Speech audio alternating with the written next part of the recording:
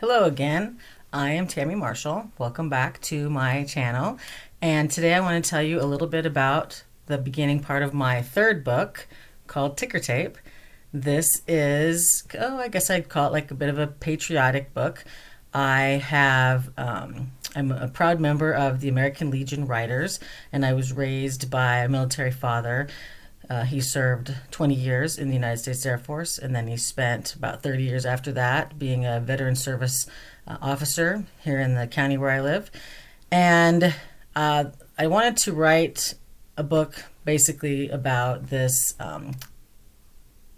Vietnam veteran who decides to go back to Vietnam. And I'll read you a little bit about the back, which explains it a little bit better, and then I'll tell you a few things about the book.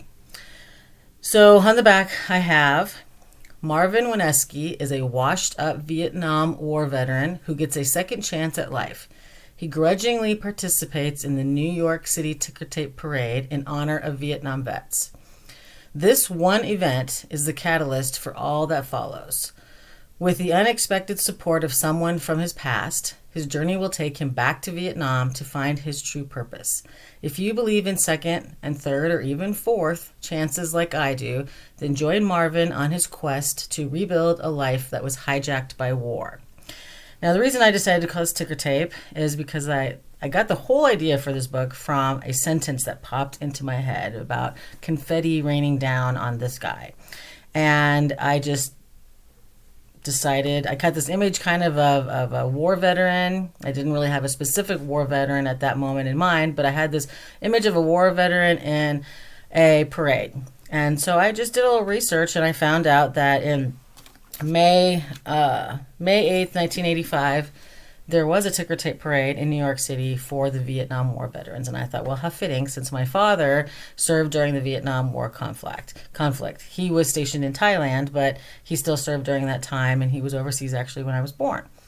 So I decided to make my war veteran be a Vietnam War veteran. And we all kind of know that the Vietnam War veterans weren't, treated the best when they returned, and many of them carry wounds from just the way they were treated, not only, maybe some physical wounds that they sustained during combat, as Marvin has, but also those mental ones.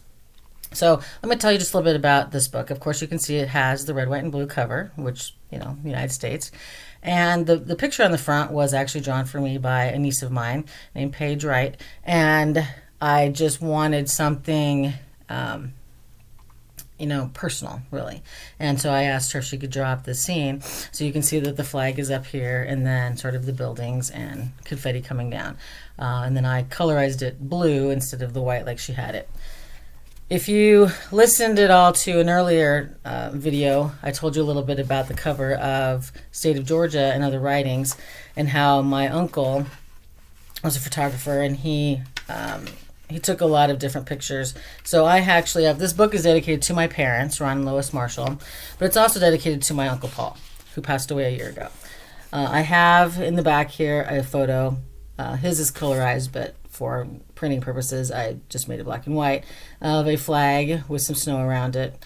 So I used this photo also in honor of his memory, since he's no longer with us. This book also contains at the back a poem.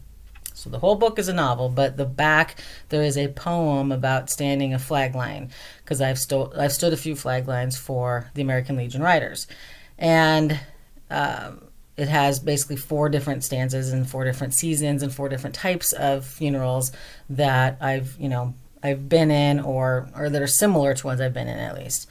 Anyway, that particular poem is dedicated to my boyfriend's son, and his name was Trevor Erickson, and he passed away 2.5 years ago from suicide, and he suffered from PTSD. And I have some information at the back of this book also about veterans who suffer from PTSD and how it unfortunately leads to suicide quite often, and how that's really become a national crisis that we need to stop. And they estimate about 22 veterans a day do end their lives from suicide. And that's, of course, a tragedy.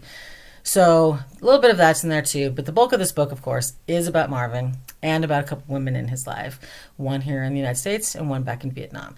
So in another video, I will share the first chapter, and thank you for being with me today.